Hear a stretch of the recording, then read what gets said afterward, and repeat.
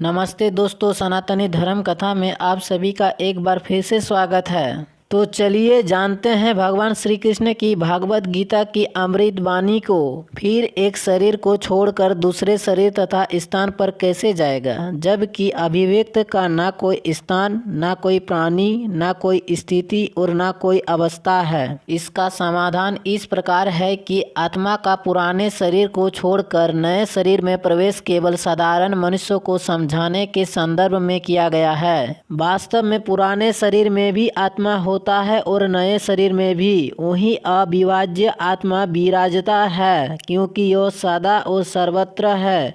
यह केवल लोकाचार की बात और यह मर्म को सरलता से सब नहीं समझ पाते।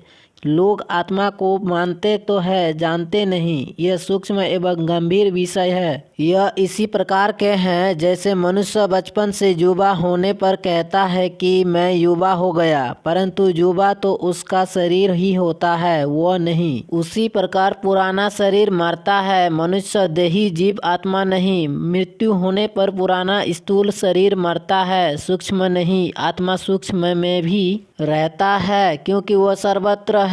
यह हमारा सूक्ष्म शरीर अर्थात अंतःकरण ही पुनः जन्म लेता है। इसी शरीरी आत्मा को शास्त्र काट नहीं सकते। जल इसे गीला नहीं कर सकता, आग इसे जला नहीं पाती और वायु इसे सुखा नहीं सकता। भगवान श्री कृष्ण यहाँ चार भूतों पृथ्वी, जल, अग्नि और वायु की बात कर रहे हैं। समस्त शास्त्र पृथ्वी तत्व से बनते हैं, परंतु नित्य आकाश पंचम भूतों की बात नहीं कर रहे हैं, क्योंकि इन चारों महाभूतों में विकार आते हैं और विकृत होते हैं। आकाश तत्व में विकार नहीं होता, न ही पूर्व चार तत्व इसी आकाश में विकृत होते हैं, परंतु आत्मा तो इससे भी कहीं अधिक सूक्ष्म है। वह तो चिदाकाश है। इसको तो कोई कुछ नहीं कर सकता, न इनको कुछ हो सकता। कोई अणु परमाणु बम भी इसको विस्फोट नहीं कर सकता, क्योंकि कोई भी तत्व चाहे बम भी इसके बिना नहीं है।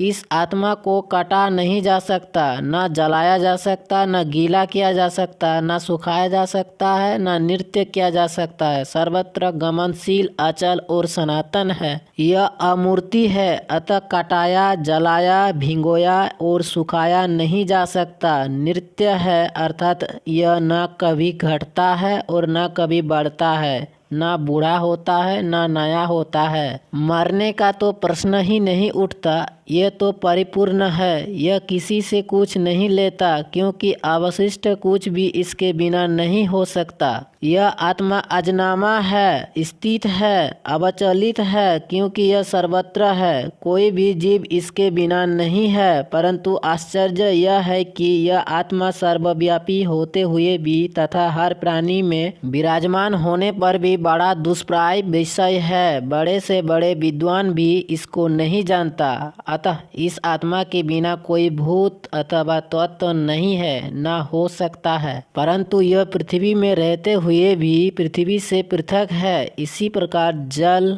अग्नि, वायु, आकाश के साथ भी यही संबंध है, अर्थात उनमें रहते हुए भी उन पर सब भिन्न है। यह आत्मा व्याप्त न होने वाला है। यह अचिंतनीय और बेकार रहित है। अतः हे अर्जुन, इस आत्मा को उपयुक्त प्रकार से जानबूझकर तू शोक मत कर। तुझे यह शोक करना उचित नहीं है। इस आत्मा को न नेत्र आदि ज्ञान इंद्रिया जान सकती, न ही कर्म इंद्रियां। यह अमूर्ति और अप्रमेय है, अतः इंद्रियों से अगोचर है, अर्थात कल्पना की पहुँच से बाहर है। यह आत्मा अभिकारी, पवित्र और अपरिवर्तित है, अतः यह अचिंतनीय है। मन में भी इसे मनन चिंतन द्वारा जान नहीं सकता।